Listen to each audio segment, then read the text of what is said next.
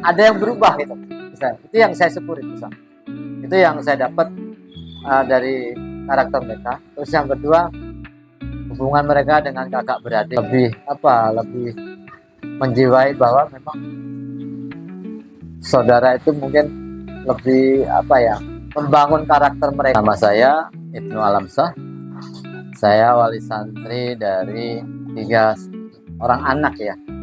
Jadi anak pertama itu namanya Dila Puspa, itu dari SMP SMA Putri. Nah, terus lanjut ke adiknya Muhammad Rizky Nur Alfiansyah, itu di SMP sampai di SMP. Terus yang kedua sekarang adiknya Erina Nur Alfiansyah, itu sekarang udah kelas 2 SMP. Sama di Rul Jadid itu, memang sebelum ke Rul Jadid kita pernah ke Darul Qolam, kita pernah ke Al-Fatah, pernah. Salah satunya plusnya ya kalau untuk di Rul Jadid itu, dari jumlah anak satu kamar sedang lah ya, karena saya juga pernah masuk, jadi tidak terlalu sempit lah buat anak beraktivitas, komunikasi maupun naruh barang. Terus yang kedua, dari kamar itu pun juga ada penanggung jawabnya, jadi secara skup itu tidak terlalu luas gitu, jadi lebih terkontrol. Karena kalau kita lihat dari beberapa pondok pesantren ya, saking mungkin banyaknya santri ya, pendisiplinan memang agak susah karena kurangnya pengawasan. Itu salah satunya. Kebetulan karena saya merasa perpindahan anak dari sekolah umum ke pondok itu kan memang perlu pengawasan. Setelah kita masuk ke Rul Jadid, kakaknya yang pertama, kita ngelihat itu. Jadi secara lingkungan, hubungan, dan kegiatan khususnya di tempat dia menginap ya, menuntut ilmu itu, saya kan suka orang udah masuknya tegang ya, sampai di pondok itu tegang gitu. Alhamdulillah cukup bisa melewatin ya, dari SMP ke SMA anak saya yang pertama itu. Jadi kalau dibilang pesan yang saya tangkap itu, salah satunya berawal dari sama-sama dari pihak RJ Rul Jadid maupun orang tua di gelombang utama anak saya, itu adalah memfasilitasin anak dalam penyesuaian karakter anak untuk adaptasi di lingkungan pondok. Karena ini penting sekali ya, saya katakan, karena tidak semua anak siap dengan lingkungan baru, apalagi lebih-lebih di pondok. Nah, di saat itulah kerjasama yang bagus antara pondok pesantren memberikan ya istilahnya luang waktu lah, beberapa bulan setiap minggu mungkin bisa beradaptasi dulu, menguatkan anak, menguatkan orang tua, ini saling menguatkan semua harusnya.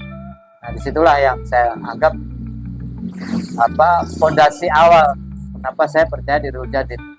Bahkan saya beberapa orang saya membawa setelah melewati masa anak saya yang pertama, itu kurang lebih sekitar ya 6 tahun ya kakaknya itu. Habis itu kita jeda, tidak berapa lama nyusul adiknya. Nah, disitulah makanya saya coba mereferensi ya anak saya, alhamdulillah memang di situ semua sampai sekarang yang nomor 3. Iya, memang lingkungannya sih cukup maksudnya kalau saya bilang sederhana tapi enak gitu, saya nggak tahu. Itu yang pertama.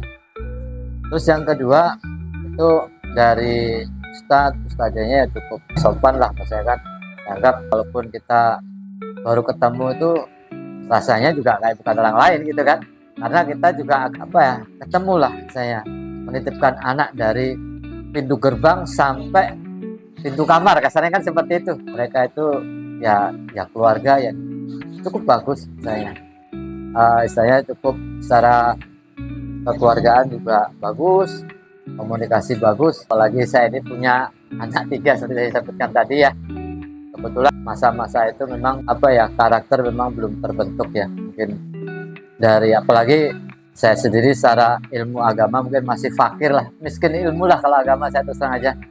Jadi kalau saya dapat anak saya itu perkembangannya lebih dari saya sedikit ya mengenai agama itu, saya tuh bersyukur banget ya. Itu pertama.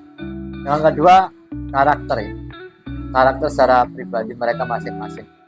Sebenarnya anak saya itu orangnya keras semua. Keras dalam arti dalam intonasi bicara gitu. itu tidak bisa pakai nada rendah, senangnya teriak, nah, seperti itu yang saya tangkap samanya.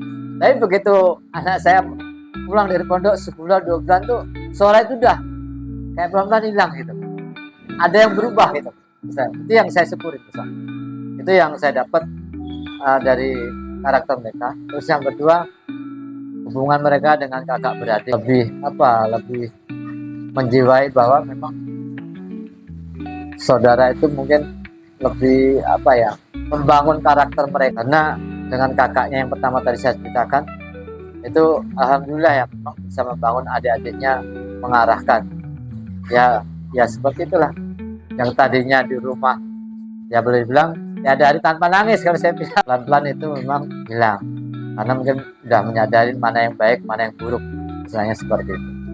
Itu perkembangan yang saya tangkap di positif ya. Mereka dengan sendirinya terbawa di rumah. Kapan dia harus sholat, kapan dia harus mengingatkan, kadang bukan tidak berarti ingatkan, kadang mereka suka lupa, jadi perlu diingatkan. Tapi lebih cenderung perubahan itu lebih banyak positif, masalah disiplin waktu ya. Jadi kita coba kayak pekerjaan masalah rumah nih, tanya nih, Kakak Alfi jadwalnya ngepel 1 hari, ayah nggak minta, kalau bisa 2 kali, kalau nggak sekali. Waktu silakan diatur, tapi mereka minta waktu setelah asar, jam 4, jam 5, dia lakukan. Jadi ngepel pun saya nggak ngajarin tuh, ternyata dia ngepel udah bisa dari pondok. Kalau di pondok itu kan memang ada cuci baju ya, tapi untuk daleman kan mereka cuci sendiri ya istilahnya. Nah, itulah yang kita dapat untuk perkembangan anak.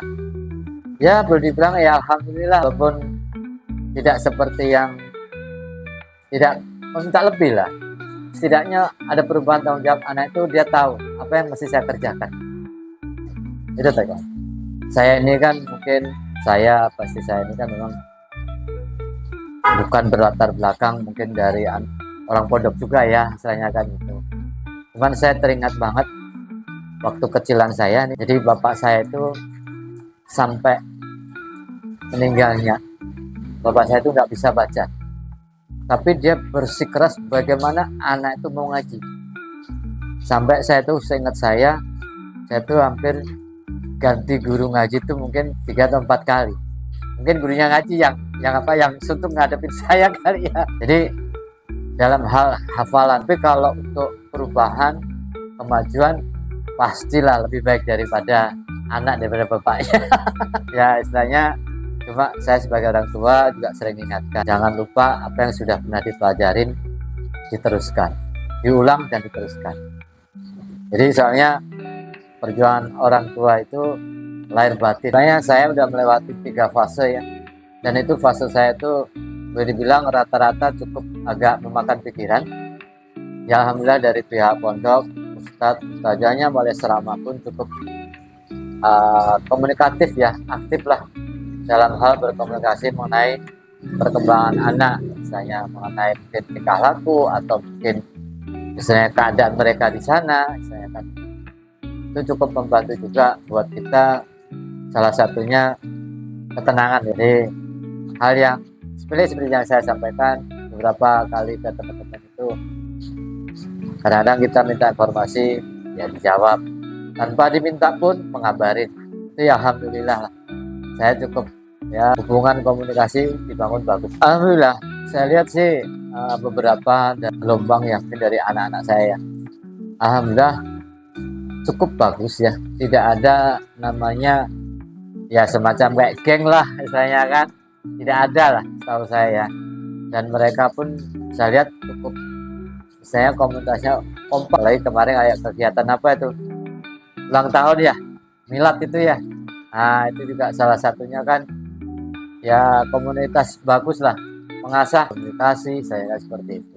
Nah itu yang dengan tanpa disadari itu adalah modal dia juga, nanti kalau sudah keluar dari situ dia bisa apa. Contoh umpamanya, saya motong kayu, ternyata bisa kan itu.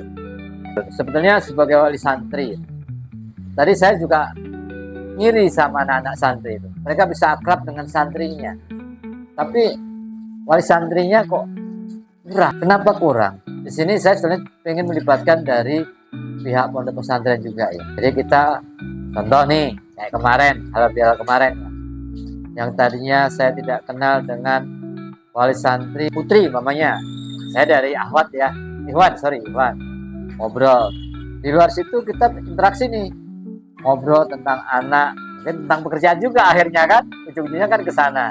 Terus memikirkan bagaimana RJ membangun hubungan wali santri tadi itu, kita kepingin tidak hanya seperti tadi ya, kan halal bihalal ya yang ada setahu saya dari dulu. Nah, parenting itu sendiri kan saya tidak tahu juga karena saya belum pernah ngikutin ya.